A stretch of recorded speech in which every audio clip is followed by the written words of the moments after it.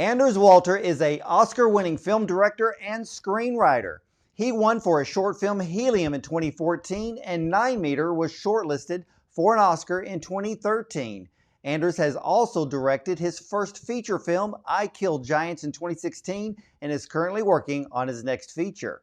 But today, we are here to discuss his new short film, IVALU. It is based on the acclaimed graphic novel by the same name, shares a story of a young girl deeply impacted by the disappearance of her sister. This heartfelt film was shot in the stunning icy scenery of Greenland and has now been nominated for an Academy Award in the Best Live Action Short category. So, ladies and gentlemen, let's welcome Academy Award-winning director Anders Walter to the show. Welcome. Thank you so much. Well, firstly, congratulations on your Oscar nomination for IVALU. What's that feel like?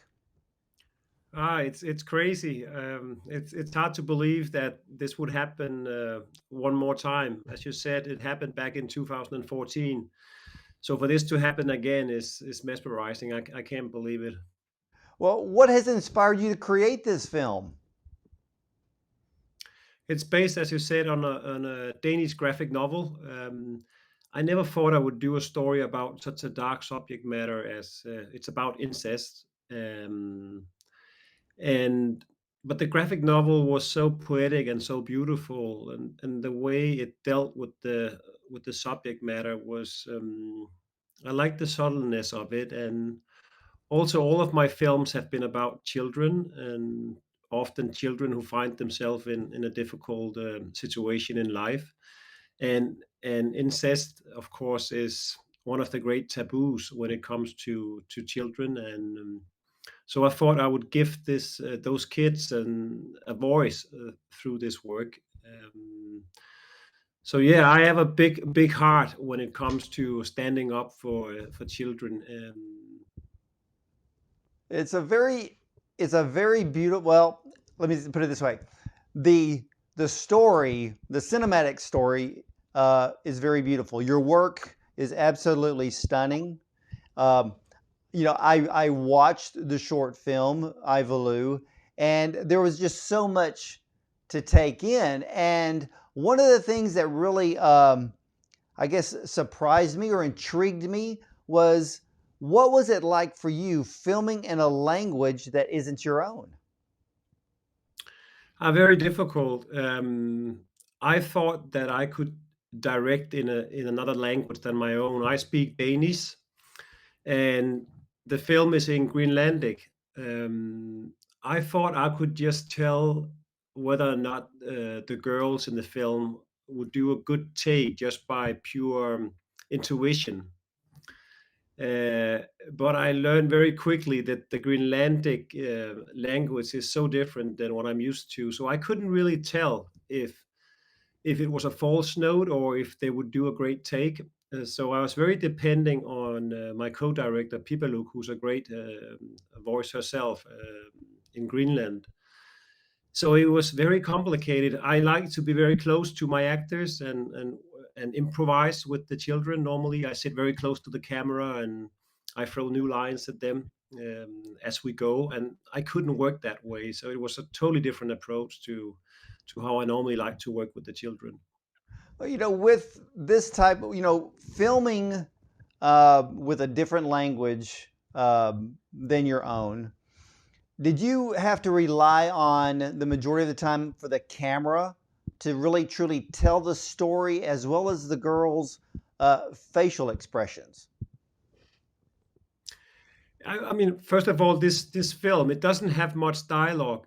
A lot of the movie is told through a voiceover, and very few scenes is really what you would probably consider classical movie scenes where you have two or more persons talking.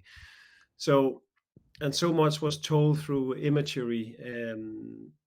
So I could never have done this. Is this would have been for a whole feature. I think it worked out because it was really a story that was told with images. And the voiceover we could work with afterwards. And the voiceover is very much a part of the music or the tone in the film. Um, just like the nature is. For me, this short film is, I kind of approached it almost like a piece of poetry, really, visual poetry. It's very different from the movies I've done before. Well,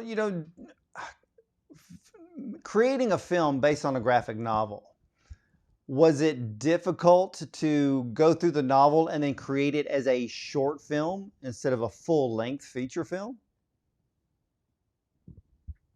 I mean, the graphic novel is very short. I don't think you could turn the graphic novel into a feature. It kind of this, we didn't have to compromise the story or make it any shorter. Actually, adapting is was for me was more about trying to find some hope in the story, because the subject matter is so dark, and in the graphic novel, the ending and the conclusion in the story is basically one without hope. And for me, I need to find that small beam of light, that can point in some kind of inspired direction. But also with this subject matter, you don't want to come across as naive, because you are dealing with a lot of young people who find themselves in really difficult situations. But it's important to kind of point at something that could, you know, maybe shine a light on a brighter future for all these victims. And in our story, the young girl who's searching for her older sister IVALU, she ends up living with the grandmother, and that was never part of the graphic novel. And for me, that was kind of a way of talking into the close community that is so important in these small societies. For I think in order for these things to not happen, I think people around these children have to pay attention and be able to address this, and even be there as some kind of support. And we kind of told that story a little bit in the film, and that was, I think, the right balance of pointing in some kind of positive direction for a subject matter that is so dark. Yes, it was dark, and even when I was watching the film, because I didn't know the story, I liked the way that you actually filmed it to where the viewer understood what was going on when that part of the film came up. And I am glad that you did end the film differently than the novel. And are you hoping that this type of film is going to help children to speak out, that if they are caught in this type of situation? I think what I have learned, I mean, first of all, there's just, the numbers of children being victims of this is just out of this world. That's one thing. But I hope, because I think more than 50% of these children feel like it's their fault. And that's terrible to learn, because imagine being a victim of this, and then on top of that, feeling it's your own fault that it's happening to you. So if this film in some way can reach some of these children, and they can feel recognized, and maybe feel like it's something where they don't feel alone, or maybe it talk to that shame they feel about um, feeling guilt, and maybe that guilt can be lifted off their shoulders. If it can help in anyhow in that regard, I would be very pleased. Obviously, it's also a film that hopefully will just keep people talking about it, which is also very important. Not necessarily the victims, but anyone who wants to, or politicians, or just keep it as a conversation and something that we keep paying attention to, because we have to. Yeah, and you brought up something earlier about you really like creating stories with children or about children. In your mind, are you looking at helping children today to prolong their innocence? Because we do live in a very different world today, a very evil world in many aspects. Is that what you're trying to do? Is to prolong their innocence and their joy as being a child? Or I would love for children all over the world to stay children for as long as possible. I think there's, like you're saying, there's definitely a tendency in this modern world for the young ones to become adults way too fast, or they're just so busy becoming teenagers or young people. And I have two children myself, and I keep telling them, don't be in such a hurry, because childhood is a wonderful place for most children, of course. So yeah, I myself live very much in a child's world, or in imaginary world, just by creating stories and turning them into pictures.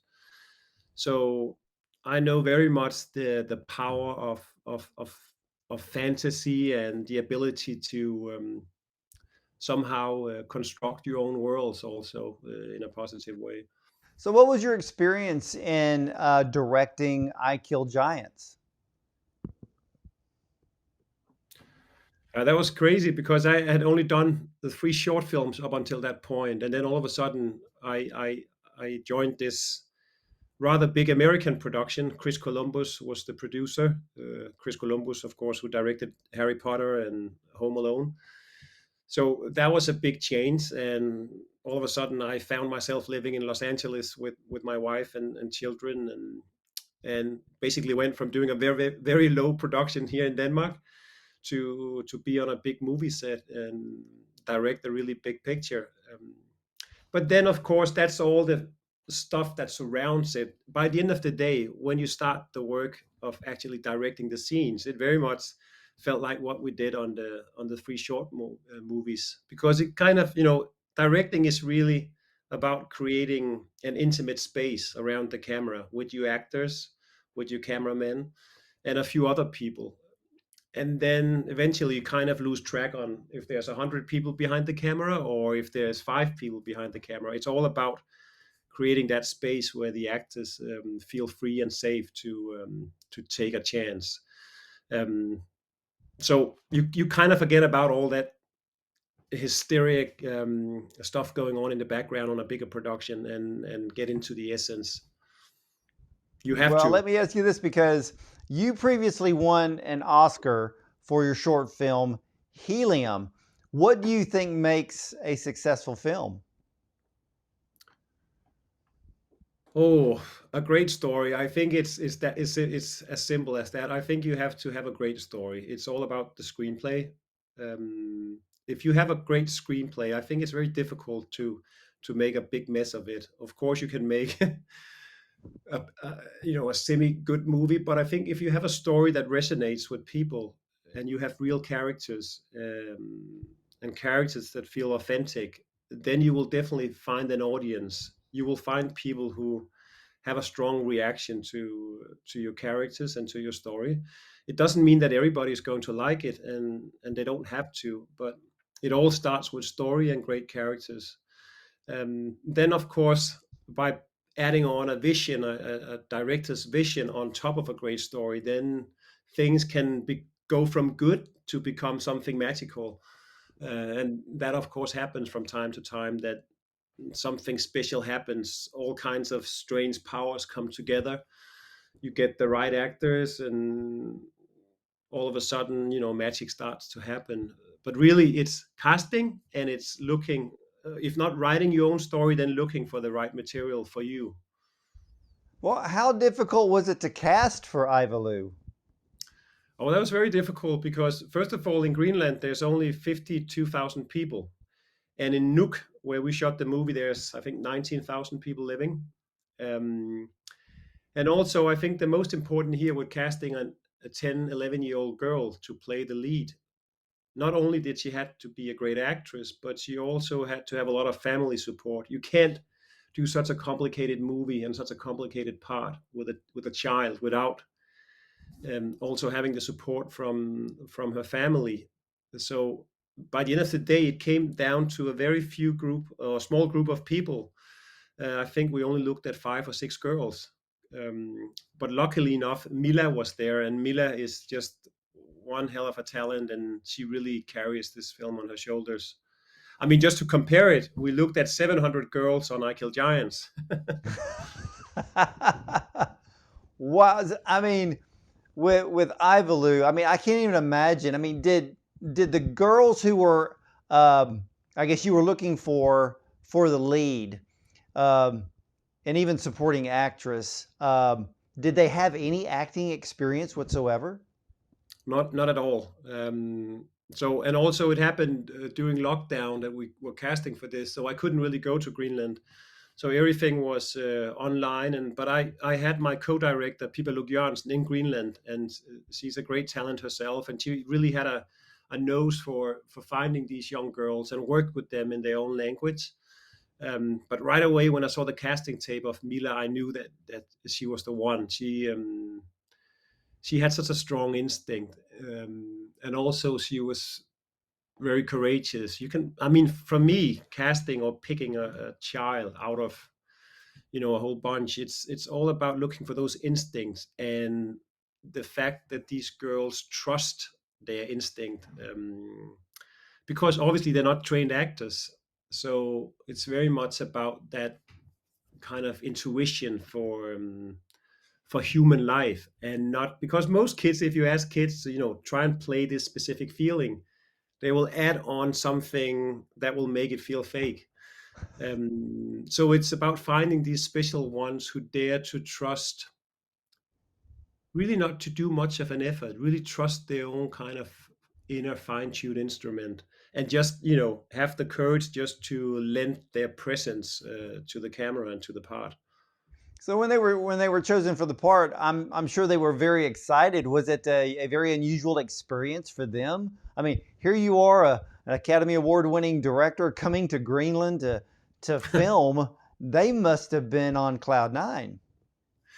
I There was yeah, they for me that was the first time, and I think the whole family was just so excited to be part of this. And obviously there's something about that Oscar, when you especially in America, of course, but worldwide, it's such an iconic thing, right? So, and they of course had looked me up, and couldn't believe that an Oscar winner would come and direct this film with Mila in the lead. But of course we would. She was fantastic, and sometimes I think this Oscar thing is standing in the way of people just looking like looking at people like they're you know like any other guy or girl on the street. Well, I'm very happy that your film was chosen to be nominated for an Oscar. I mean, not just because it's a beautiful short film, but because of the story. And I think being nominated for an Oscar brings the subject matter to the forefront for adults to pay attention to, like you just said, politicians to pay attention to, uh, hopefully bring a hopefully a joyful pathway for children to speak out and to get out of those types of situations. So I was very relieved the way that you ended the film, which I guess is a sigh of relief for Mm. the viewer, because you're invested. For me, you're invested in that lead character, and to see toward at the end of the movie that she's going to be with her grandmother, she's going to be in a safe environment, you're just like, oh, thank Yeah, goodness. And yeah. so I thank you for changing the ending of that novel. Yeah, that was very important. I think because it's very difficult, and it's very sensitive, and there's a lot of taboo around this subject matter. And but of course, I think we also, when we tell stories, there's also a responsibility to tell something inspired and something that can give some kind of hope that it does matter to do something. Because if the ending was just all darkness, then I think the point of the movie would be that no matter what you do, nothing will change, and I would hate to accept that. I do think by being a little bit optimistic in the end, I think it's also a way of saying, listen, if people do something, if people see something, and if people address it and talk about it, things will change.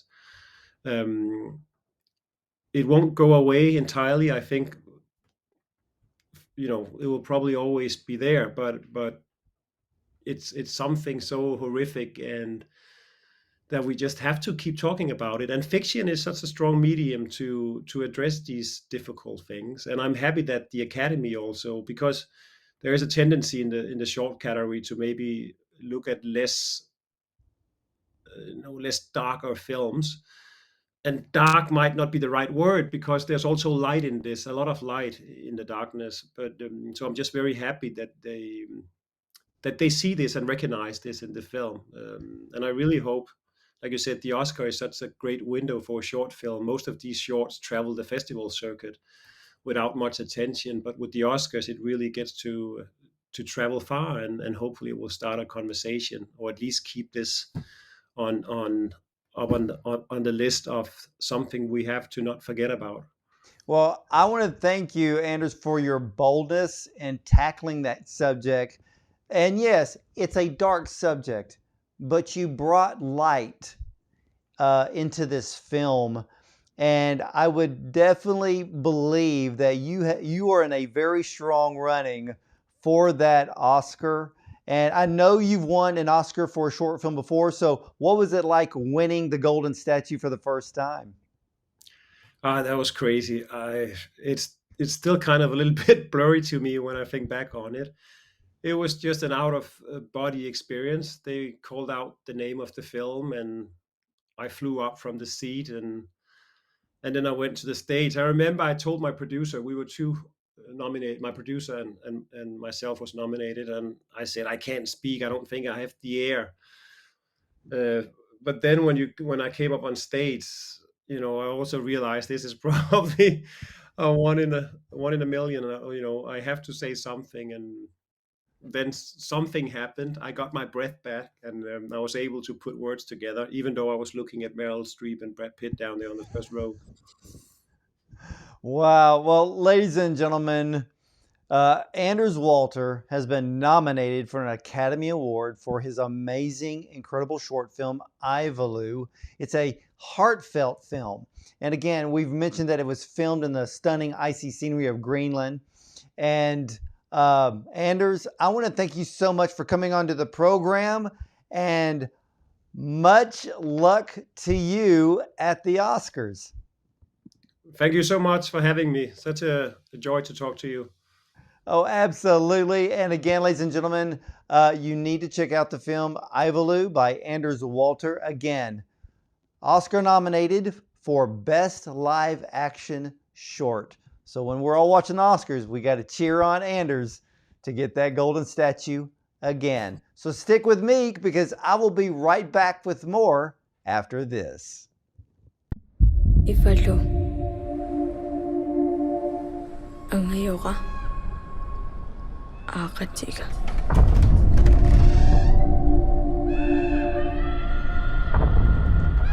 kialu nemi sumittu tinelua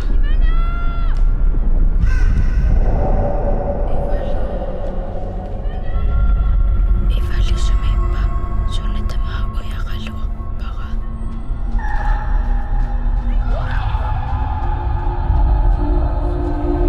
suquna sisumaanna oqaluusuqisuanneqin inuuniniaqqusaakkaka ilinnuaqqusaaqqsikkusunginnak